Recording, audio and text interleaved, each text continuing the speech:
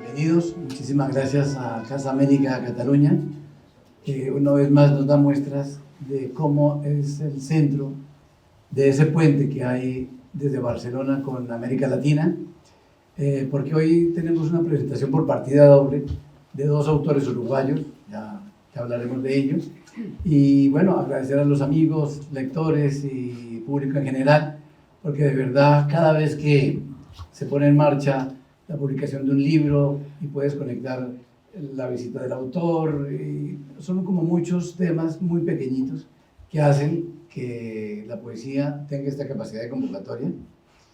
Y bueno, bienvenidos una vez más. Hemos traído algunos ejemplares de los libros que acompañan, digamos, la foto de familia, porque ya con Rafael publicamos en la colección de bolsillo el número 33, así que ya es hora de hacerla pública, tomo de pelo, y con Alfredo Fresia hemos publicado el libro número 32, que en realidad los números no importan, pero importa es un poco dar esta idea de foto de familia que hacemos con Animal Sospechoso, a la que hemos invitado a Rafael Courtoisí. Rafael, bienvenido, muchísimas gracias por estar aquí con nosotros.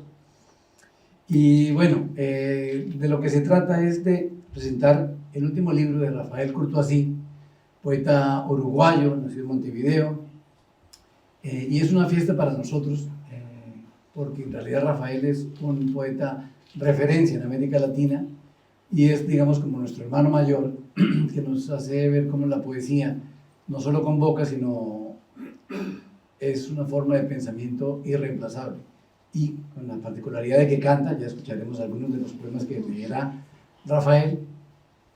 Y luego, dentro de la programación de libros que teníamos, antes del libro de Rafael, estábamos trabajando con el libro de Alfredo Fresia, otro poeta uruguayo,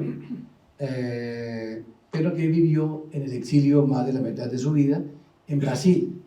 Y cuando nos pusimos en contacto por alguna poeta, cuando publicamos a Neni Salvini, una poeta ítalo-brasileña, quisimos presentarlo en Brasil, y de un amigo llamé a Alfredo Fresia, y de esa llamada para que me ayudara a la presentación allí en Brasil nació una, digamos, amistad, no se puede decir epistolar, pero una amistad electrónica. Y en ese momento yo le propuse la publicación de su libro, y él me propuso La Última Tule, que es un libro que ya hablaremos al final un poco más pausadamente, porque con que es una especie de testimonio hay que quitarle y deslavazar bien esa palabra, porque no es una cosa dramática, sino una cosa intensa, hermosa. Y cuando estábamos maquetando el libro y antes de enviar las primeras pruebas tipográficas, él fallece, y nosotros nos enteramos un mes después y nos hemos quedado con el libro en el aire.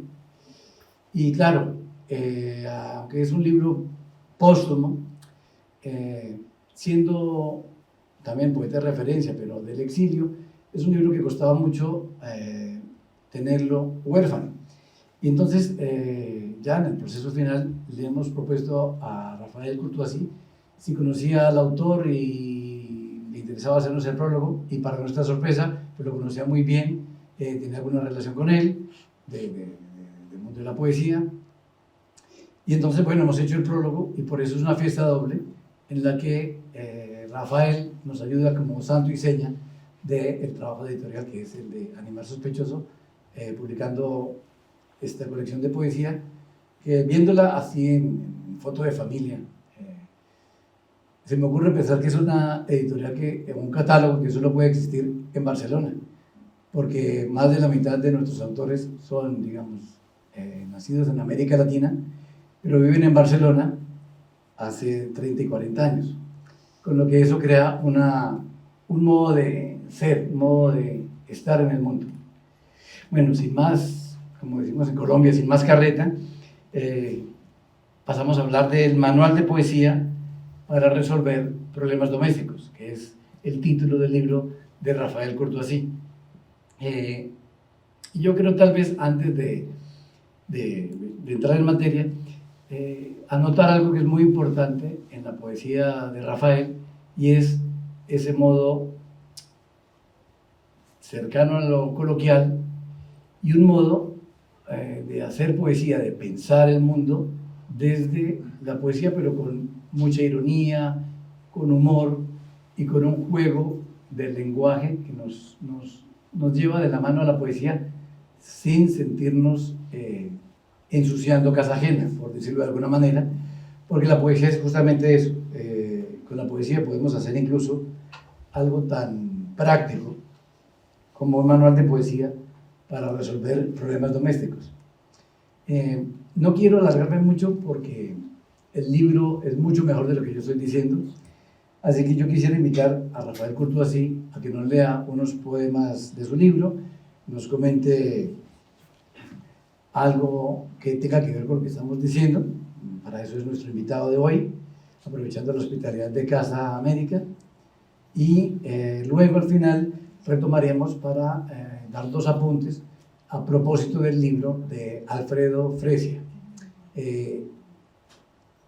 Y cierro con esto. Minutos antes de la presentación que estamos haciendo en este momento, Miguel Ángel, que es la persona que nos hace los vídeos y toda la programación de nuestro canal de YouTube, se ofreció a hacernos 2 videoclips y hemos aprovechado el momento ya que está aquí con nosotros.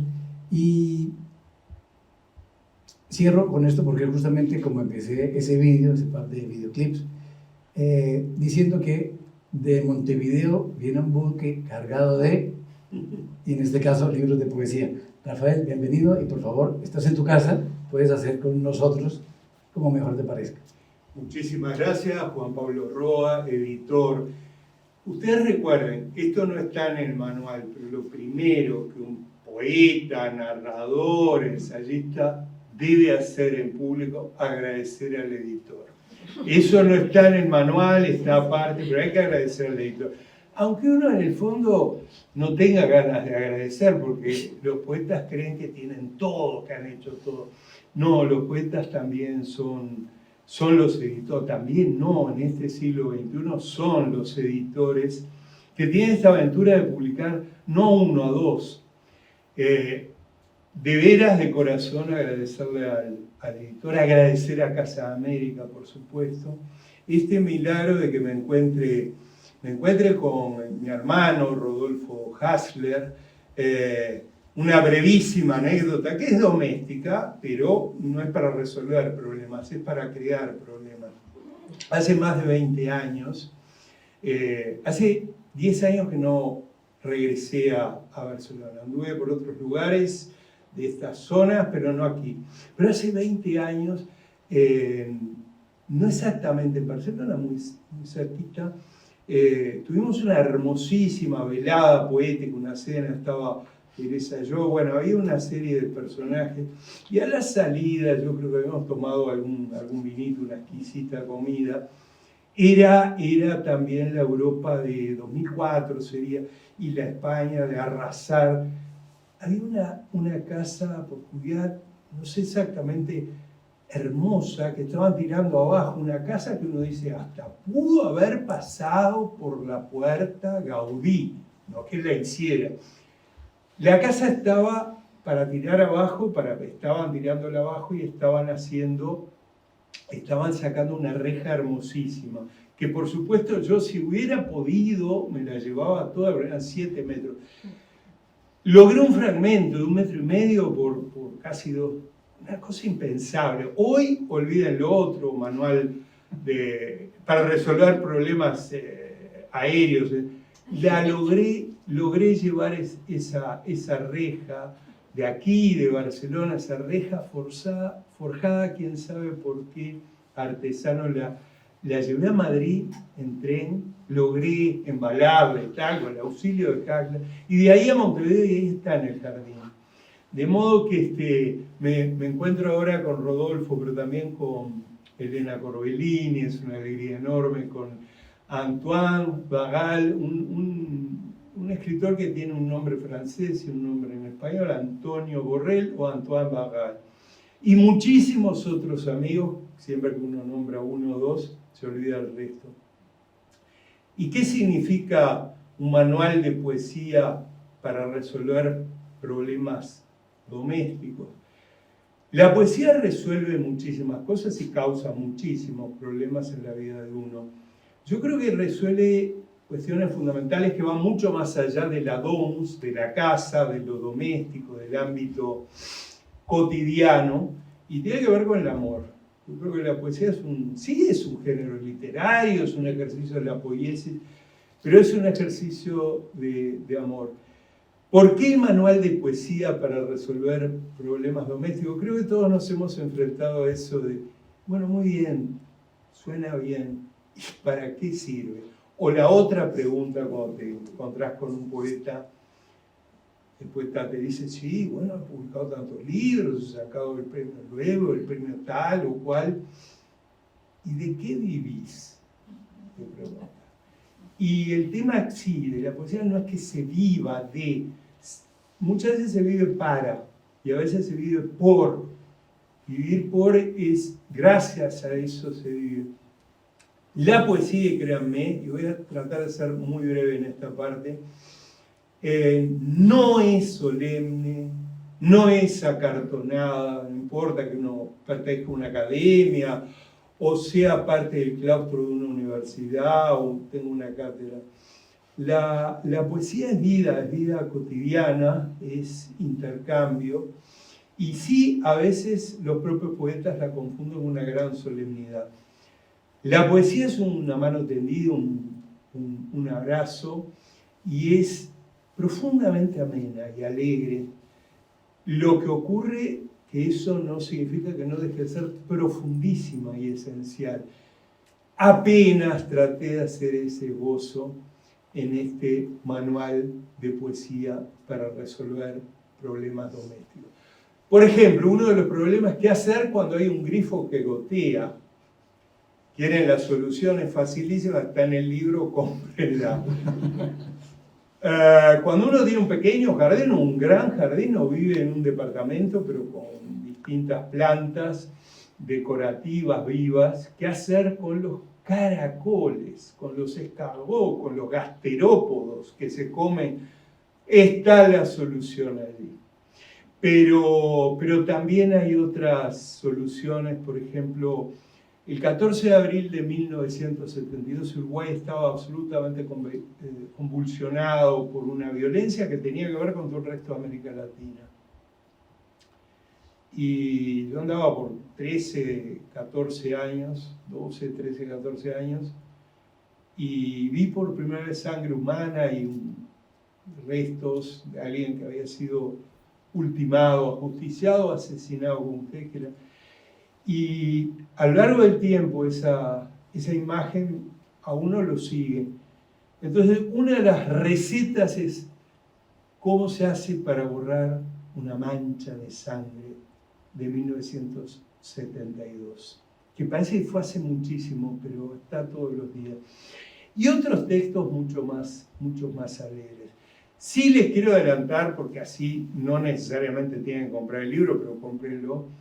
¿Cómo hacer para reparar ese grifo? Bueno, en la línea final dice, no lo reparen necesariamente. Tienen una cascada, tienen el río Heráclito en el fondo de su casa o en el interior de su casa, gota a gota. Tienen el tiempo.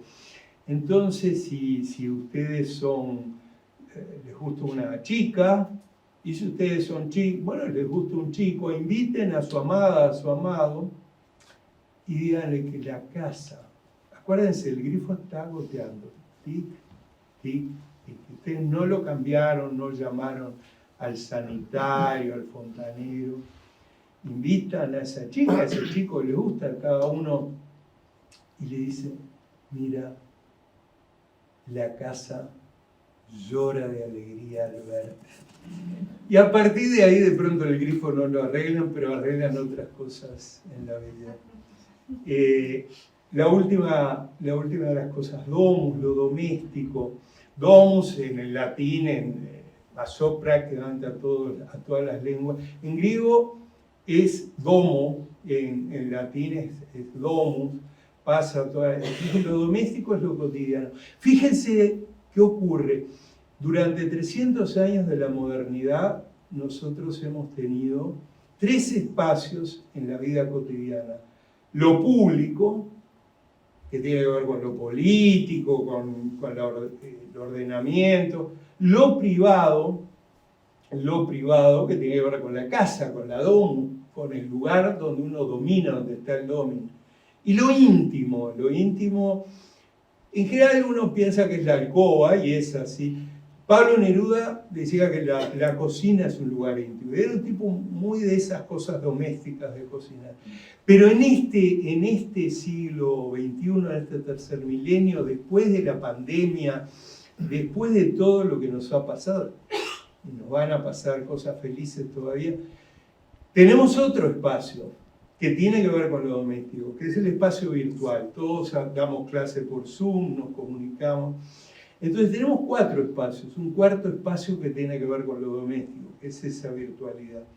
Yo quiero decirles que eso también es lo doméstico y que la poesía, de algún modo, es una herramienta para, no que nos enfrentemos, sino que nos llevemos bien con el mundo que nos rodea, con la casa que nos rodea. Y la casa que nos rodea es el mundo.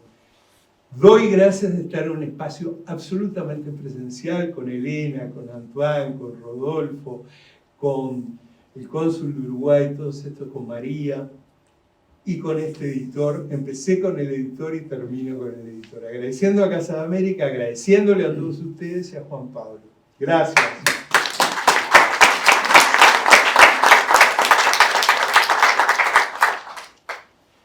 Y entonces les quiero...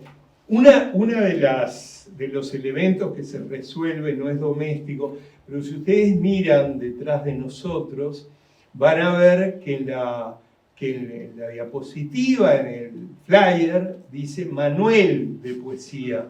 Y yo realmente me horroricé y fui a buscar el libro. No, esa es lo viene pensando hace meses Juan Pablo Roa para captar la atención. Dice Manuel, pero es manual. Para encontrar una aguja en un pajar. Sencillo. Prende fuego al pajar. Lo que quede después entre las cenizas, largo, longilíneo, menudo, bruno, firme en el cuerpo aciago de su metal, esa espiga tuerta con el ojo abierto, donde podría galopar una manada de camellos para que los ricos mantengan de par en par abierta la puerta de los cielos. Eso es la aguja que buscas.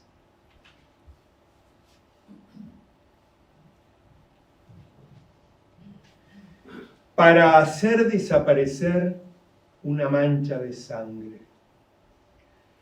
Si te corta, este libro estoy pensando vender, perdón que interrumpa la lectura, pero en Montevideo, en los buses, en las unidades del transporte colectivo hay vendedores que suben y dicen cosas así: salió y se puso a la venta el manual de poesía para resolver problemas. Y después dice, ¿usted quiere sacar una mancha de sangre? Y ahí te terminan vendiendo el libro, pero cada título tiene que ver con un problema supuestamente a resolver. Este es para hacer desaparecer una mancha de sangre. Si te cortaste al rasurarte, si te pinchaste un dedo con un alfiler y te manchaste la camisa blanca con unas gotitas de estupidez o descuido, no hay problema. Con un poquito de agua oxigenada, con peróxido de hidrógeno diluido sobre la mancha, aunque esté seca, desaparece. No hace falta insistir, solo esperar y la mancha se va. Pero si eres un hijo de puta asesino, un delincuente o parte de una dictadura, diestra o siniestra, no hay manera. La mancha va a quedar en ti. O sea que vieron que no resuelve todo. Este se llama Para preparar el desayuno. La casa está más sola cuando llego que cuando me voy. En mi ausencia, las almohadas se desnudan, se tocan, se lamen los labios húmedos de sueño. Una taza vacía pide que la colme. Siento pudor, pero la complazco. Pongo leche, sí, pero a la leche añado unas gotas de café. A la mañana le hacen falta lágrimas de la noche para despertar. Ahí es doméstico, pero es también para usar en el exterior. Este es bien breve, es el poema número 4. Para llamar la atención de una mujer muy bella. Acuérdense el título, para llamar la atención de una mujer muy bella. No la mires, no se te ocurra fijar la vista en ella. Ignórala, al principio ignórala por completo. Pero que sepa que si parpadeas te mueres. Ella es un sismo y tú la boca de la tierra.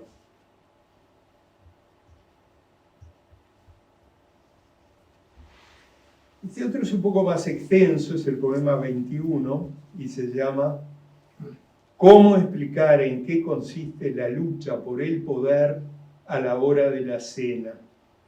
Créanme, estas discusiones se dan a la hora de la cena, sobre todo si uno tiene hijos mayores, menores, o entenados o amigos.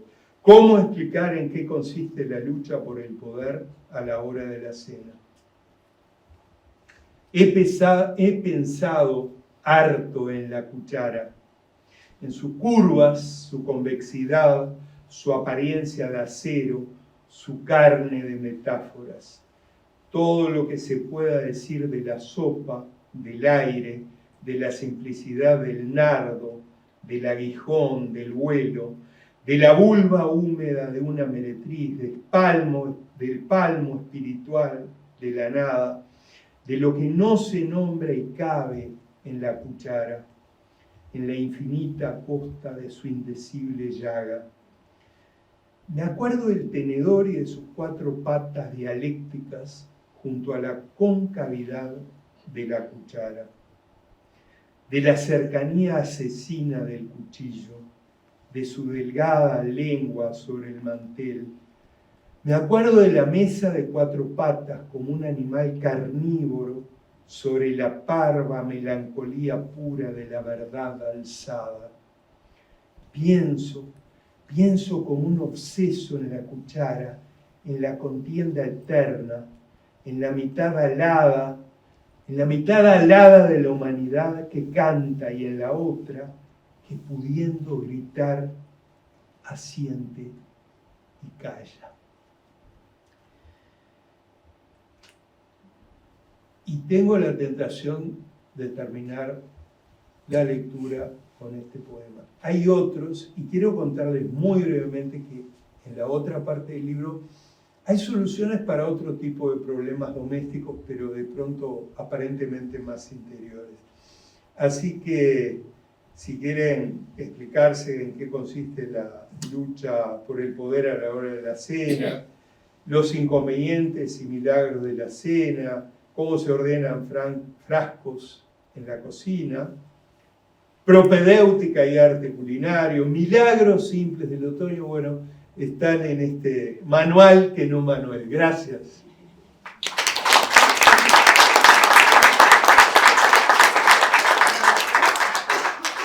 Bueno, pues ahora que has hecho la primera lectura pública del libro, podemos decir que el libro está publicado. Y con eso quiero recordarme de uno de los versos con que termina uno de los poemas de la segunda parte, que se llama Desescritura, donde se nos olvida todo aquello que nos recomendaste para resolver problemas domésticos, que se llama Desescritura. Porque ahí dice una palabra clave para la lectura de poesía, y es que el poema comienza después del punto final. Así que con esto dejamos el manual y nos zambullimos en el libro póstumo de Alfredo Fresia, poeta uruguayo del exilio, como dijimos al inicio, con un libro precioso, cuyo título es conmovedor, que es La Última Thule, que es también un tropo literario clásico, que es una despedida, pero eso es lo que quería decir al inicio, cuando hablábamos del poeta del exilio. Las palabras hay que darle la vuelta para que brillen o hagan brillar lo que contienen. En este caso, es un testamento voraz, es un testamento por la vida, es un testamento por decir, aquí estoy.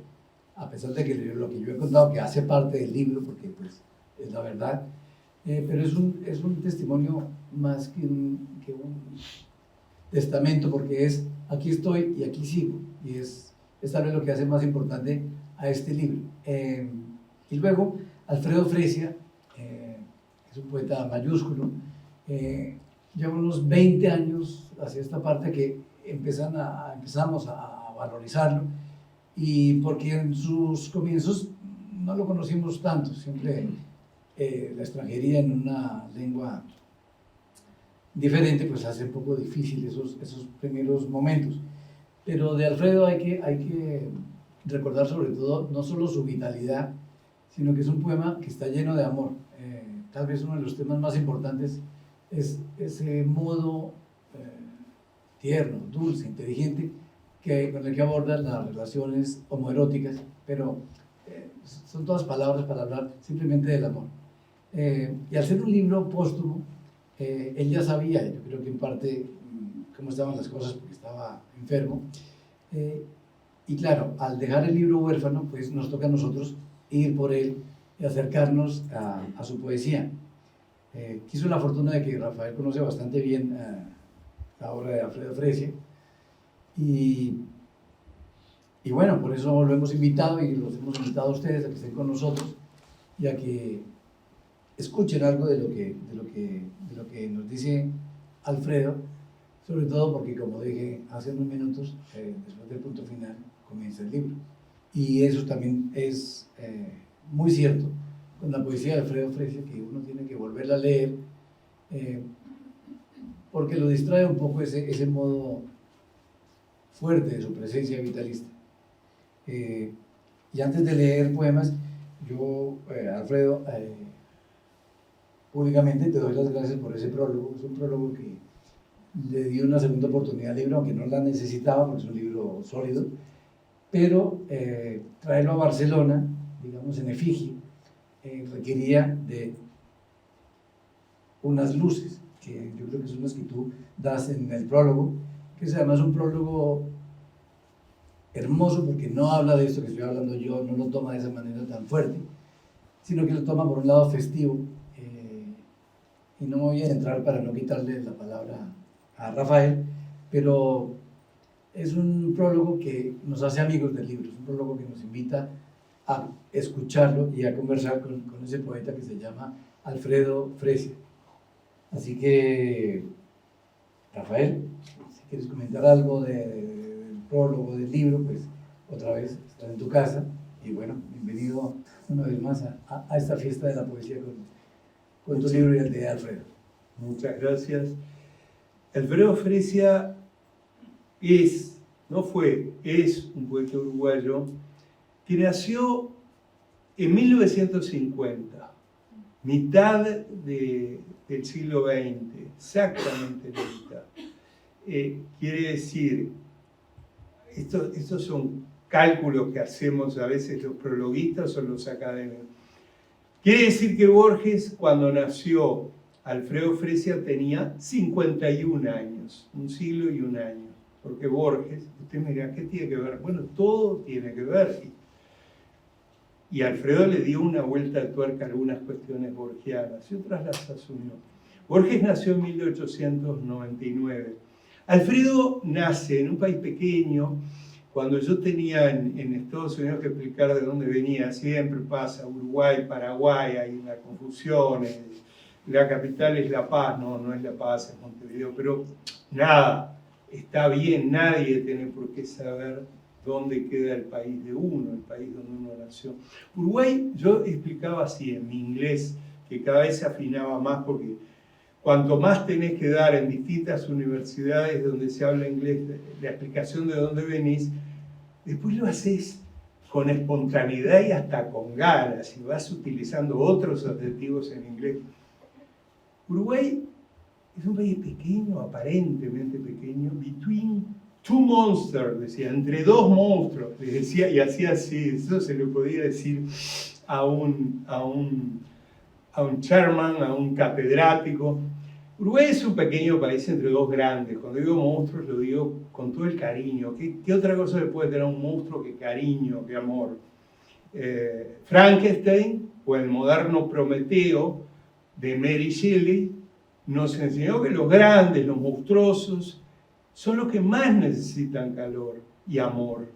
Entonces, ¿por qué digo Uruguay es un pequeño país entre dos monstruos? Porque estamos entre dos países magistrales, estupendos, el país continente que es Brasil, y otro que es Argentina, nuestros más que hermanos, pero son grandes, frente al Uruguay que es pequeño. Y en 1950, cuando estaba naciendo Alfredo, el pequeño Uruguay, con un grupo casi voy a decirlo con amor, como de andrajosos en el estadio Maracaná, en Brasil, le ganó una final del mundo a Brasil, a uno de los grandes, de los monstruos, los hermanos mayores.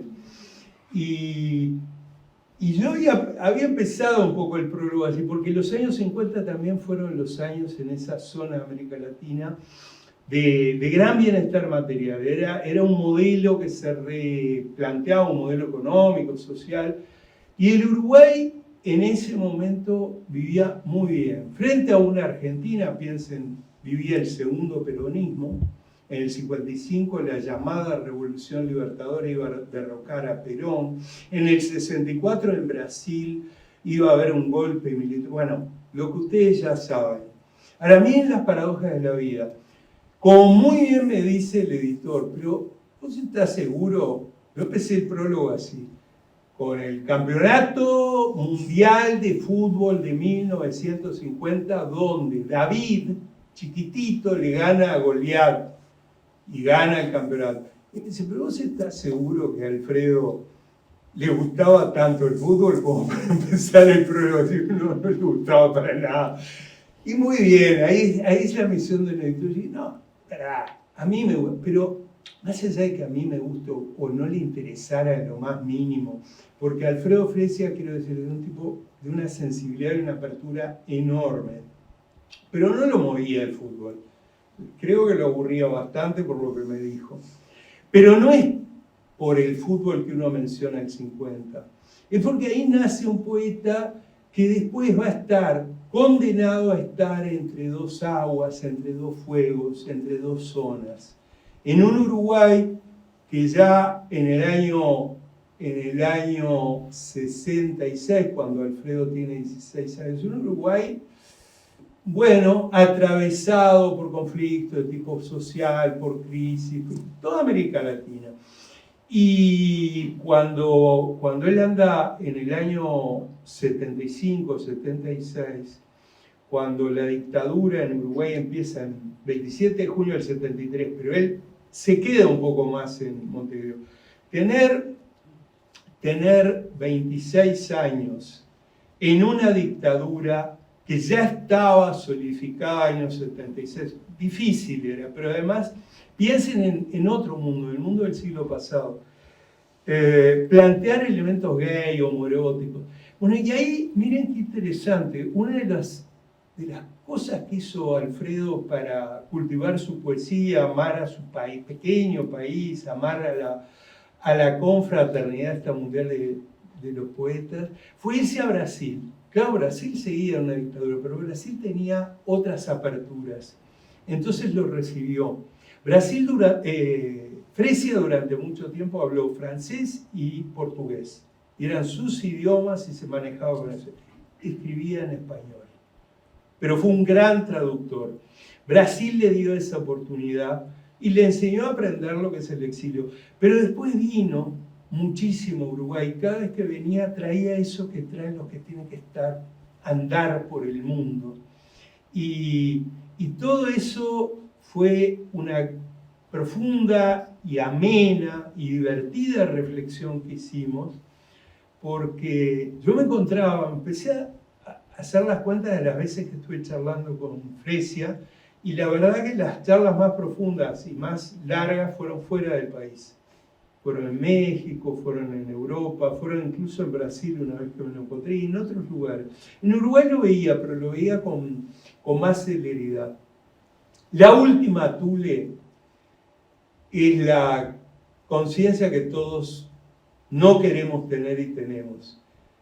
Es saber que uno tiene cierta limitación física orgánica, que se le viene una posible noche, pero esa noche no la ve Alfredo como un final, como un telón, como que acá se acabó.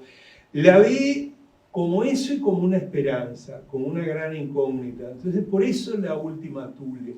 Sí es un testamento poético y creo que puso todas las fichas, toda la carne en el asador, todas las ganas para armar este libro, porque de algún modo sabía que había un final. Pero este libro, que es un testamento literario, es sobre todo la expresión de una voluntad poética. Y la voluntad poética siempre es de vida. Es decir, cuando hablamos del testamento literario, hablamos de alguien que está viviendo hoy en el libro y que se proyecta. Y sobre eso quiero contarles a ustedes. Es un libro no de pesar, de alegría, de gran esperanza. También es un libro que toma un momento para hablar de un desaparecido en democracia, digamos así, en la Argentina. Es decir, hablar cosas problemáticas que son de América Latina y son del mundo. Pero nunca lo hace con una lamentación. El que crea que la última tule es una elegía, es un canto al dolor y a la pérdida irreparable, no lo va a encontrar. La última tule es el primer paso para entender y adentrarnos en la poesía de Alfredo Fresia. Yo le voy a pedir al editor que lea un poema.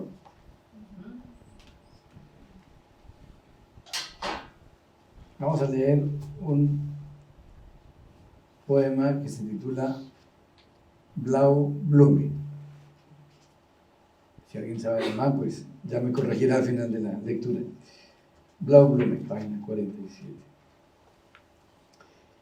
Y me voy a la 47 porque el poema cita de paso una anécdota que es importante para decirla, pero puede bien no leerse, pero es una referencia de un comentario de Friedrich Schlegel que vio morir a Novalis, y de eso va el poema, Blau Blume. Desde el futuro se veía el cielo, subiendo por las calles de Sajonia, y el polen te cubrió con su caricia.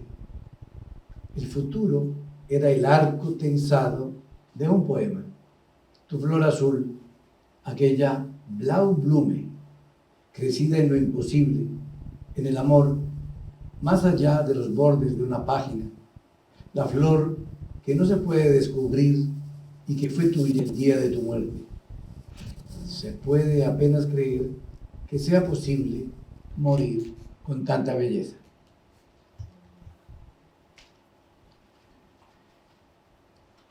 Y desobedeciendo a nuestro invitado, en vez de leer uno, leo dos. Y vamos a leer este.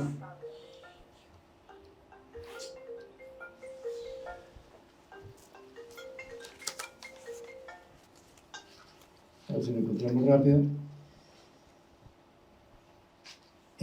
Leo este poema al que aludió Rafael ahora en su charla, en su intervención, sobre alguien desaparecido.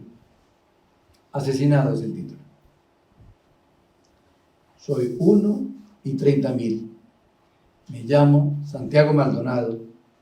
Dicen que no existo y me recorren otros días del sur, otra vez los días como bestias, sin otro destino que pelearle a la muerte, su yo y otra vez soy 30.000.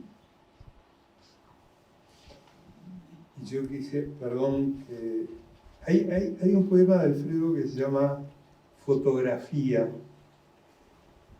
y que, bueno, empieza, vieron que ahora está muy de moda hablar de la autoficción. La autoficción es una invención, un artefacto, un trabajo literario antiquísimo. Todo prácticamente es autoficción. Pero acá empieza mencionando a Alfredo. Se llama Fotografía. Y tiene como un epígrafe, explicación: el fotografiado carga hoy 7 décadas. Obviamente es una autorreferencia al autor. Se llama Alfredo, es hierba de las eras, crecerá entre las zanjas y adoquines de la calle Marsella en el reducto, atrás de la estación y los jazmines. Un mercurio de barrio con las alas entreveradas entre los dos botines.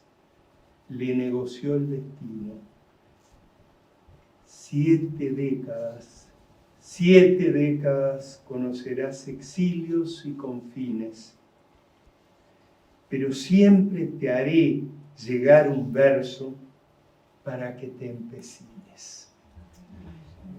Y yo creo que acá está el resumen, esas 7 décadas, ese chico nacido en Reducto, que va a conocer exilios, confines, pero siempre el destino le dio un verso para que se empecinara.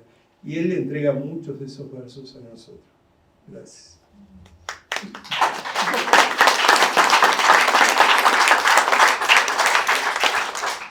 Leo para los que conocieron los LPs, los discos de 2 caras, quiero leer la otra cara de ese poema que Rafael acaba de leer, que se titula Poeta y Olvido. Y con esto yo creo que cerramos y damos paso a que continúe la fiesta de ambos libros. Poeta y Olvido. ¿Y para qué servirán los recuerdos? Asomarse al abismo del pasado, hiriéndose los pies en la escollera, construida con piedras de otras vidas. ¿De qué sirven los ángeles nostálgicos? Sobrevuelan los mapas del despojo, fantasmas que se adhieren a las alegorías, naufragios que tal vez nunca existieron.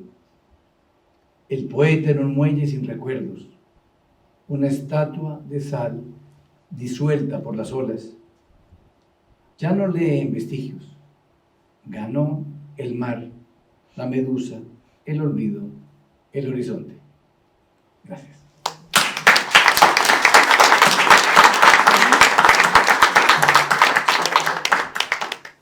Si alguien quiere decir algo o preguntar algo, es bienvenido. Se admiten quejas también, pero breves y simpáticas. Bueno, siendo así, dime. No quiero robar tiempo, nada. Estoy emocionada, perdón, ¿no? Uruguaya, escritora, estoy emocionada con Rafa aquí, un poeta como Rafael Montasí. Y hablando de otro genial poeta como Alfredo Fresia, que en Uruguay sufrimos muchísimo cuando murió. Nos pusimos todos muy tristes, porque además de ser un poeta tan maravilloso, era una persona tan preciosa, y me parece además tan generoso que Rafa, que es un poeta que ha dedicado su vida a ser poeta, porque es así. Rafa, ¿puedo contar alguna cosa, Rafa? No sé. Bueno, si no la contaste y la vas a contar en los pasillos. Voy a contar igual. Los pasillos no se me importa, en público me encanta. Mira, Rafa y yo somos de la misma generación. Él tiene 2 meses más que yo. Y los juntos, cuando Arca sacó Los Más Jóvenes Poetas, vos y yo fuimos los más jóvenes, de los más jóvenes poetas que publicó la editorial Arca en el año 76, que era como una jugada que estaba haciendo cierta gente, Laura Brelloni, bueno, con la editorial Arca, Rolando Fayette, intentando publicar poesía bajo dictadura, donde estaba todo prohibido y todo el mundo que está acá, mucha gente lo vivió y lo sabe. Pero bueno, después desde ahí, Rafa siempre siguió siendo poeta. Fue impresionante, porque yo hice millones de otras cosas. Nada, me dediqué a ser madre, yo qué sé, a la política, no sé, de todo un poco. Y a escribir también, pero escribir fue para mí en mi vida una cosa más. Pero Rafa siempre con la poesía. Y de verdad, él llegó a cumbres muy altas como poeta, y en esas cumbres habita y escribe. Entonces, hoy me parece también generoso que Rafa esté hablando de Fresia, porque en general los poetas son gente bastante vanidosa que no le gusta hablar de los méritos de los otros. Bueno, está. Eso sobre Rafa. Rafa, te quería preguntar si te sigue gustando bailar. Yo bailaba... ¿Vos no te acordás cómo bailamos en el cumpleaños de Jorge Arbeleche cuando cumplió 60? Sí, me encanta. Nos matamos bailando, fue impresionante. No, porque los poetas también bailamos, hacemos fiestas, eso es lo más divertido de los poetas. Nada, y después que hay un poema de Fresia, si es por Fresia, si el editor me dejó leerlo. Por favor. Que está en la última tule, pero yo no tengo la edición de Yaburú, una edición uruguaya. Paraíso, ¿puede ser? ¿Está bien? Sí, sí, por supuesto. Paraíso, que dice, tan alto. ¿Será porque...? Ay, se me ocurre. Yo tengo un problema electrónico. En mi casa también había un paraíso en la vereda, que lo había plantado mi padre. Tan alto el paraíso, hablo del árbol, porque hoy quiero cubrirlo de palabras, acariciar con nombres, decir árbol, como se dice amor, o como dicen padre, cinamomo, agriás, piocha, canelo. Tanta palabra hermosa nombra al árbol, humilde y hechizado de la infancia, que en la calle de un barrio de otro tiempo se llamó, por su gloria, paraíso. Donde el gorrión se vuelve mensajero, un niño atravesaba los veranos y trepado a la frágil rama oía cardenales que iban a trinar su evidente lugar de paraíso. Entre el silencio húmedo del árbol y el cristalino cantar de los pájaros, supo el niño su sino de poeta, la magia dócil de la enjudia verde que sigue refugiándose en la sombra montevideana de los paraísos.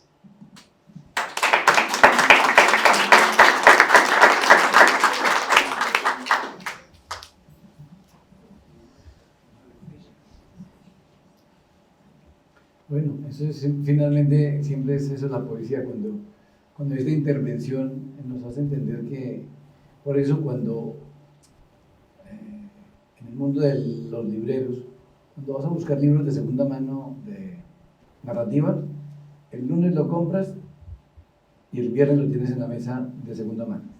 Un libro de poesía encuentras literalmente basura, porque yo no sé qué le pasa a los lectores de poesía, que no se desprenden de sus libros de poesía, o se desprenderán a escondidas porque no encuentras nada. Y la muestra es cómo nos acompaña la poesía, como una canción. Yo esto lo comparo y vuelvo otra vez a la música y al LP.